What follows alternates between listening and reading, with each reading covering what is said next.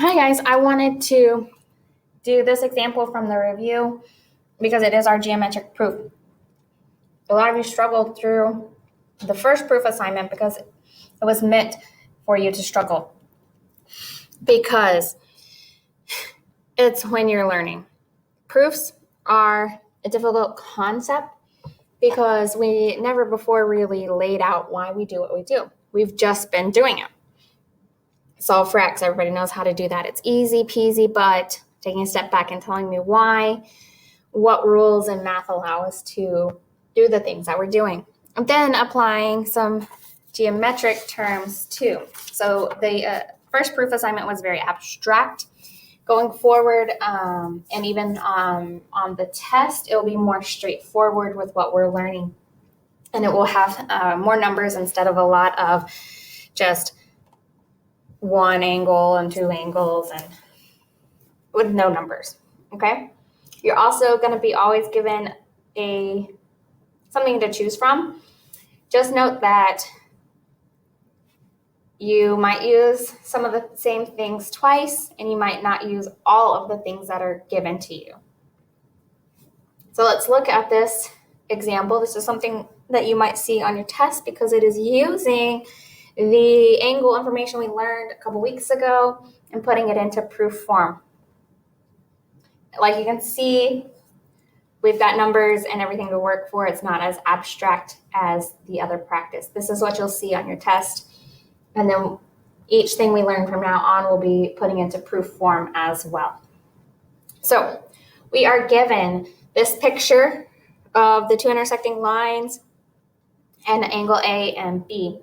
Angle A is 7x minus 23, and angle M is 5x plus 11. And we're asked to prove the measure of B equaling 96 degrees.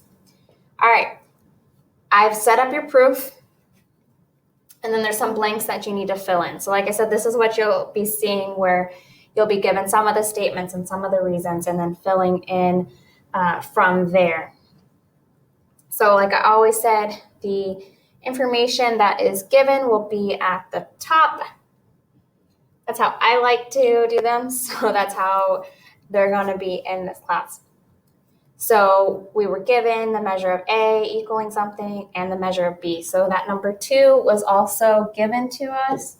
So we just write given. Okay. Now, let's see. Well, we use this, okay? But like I said, you might be using things more than once, or you might not use all of it. So what we're doing with our proofs, especially since there's going to be just blanks to fill in instead of you completing it all on your own, trust me, you'd rather have it this way. What you're going to be doing is looking at the blank that you're given and try to figure out what goes to whatever you're trying to find out using the information above. Okay, so since we were given A and B, what do we know about these two angles? Well, to me, they look like they're vertical angles, so it looks like they're going to be equal. And our step 3 shows that we're equaling them to each other. Why can we equal them to each other? Well, what did we just say? They're vertical angles. So our reason for being able to equal them is our definition of vertical angles. Okay, so now let's go to the next step. Now we're just solving for X. You guys know how to solve for X, what to do, what steps to take. So now this is what I'm talking about. You are just putting it in to our proof. Why'd that go so big?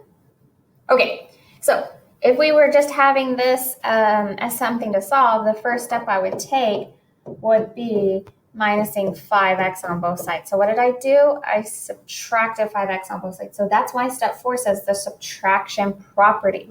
So what am I left with? 2x minus 23 equals 11. All right, how do we get from step 4 to step 5? Well, the next thing we would do in solving would be adding 23 to both sides, and that would leave us with 2x equals 34. What did I say we did? And what's in our bank addition? The addition property. Okay, we used that. All right, we got 2x equals 37. What's the next step to get x by itself? Well, that would be dividing by 2. That's why step 6 already says division. And what would that leave us with? X equals 17. Okay. Next step, because that's not what it asked us for, right? It asked us to prove the actual measure of b, so we need to plug it in. And when we plug in something like this, we are substituting it in. So that's our substitution property. Okay? And then whenever I do the math, I get the measure of angle B equals 96. Okay. Something to note is whatever you're doing here is the reason goes there. And the first 1 or 2 is going to be your given. This final one is going to be whatever you have to prove, but do not try to write prove here. You know what? I might throw you off and put an option as prove. Don't do it. Don't put it there. Prove doesn't go on your proof. Okay? Don't do it. All right, if you still have questions on this before the test, let me know so we can clarify that.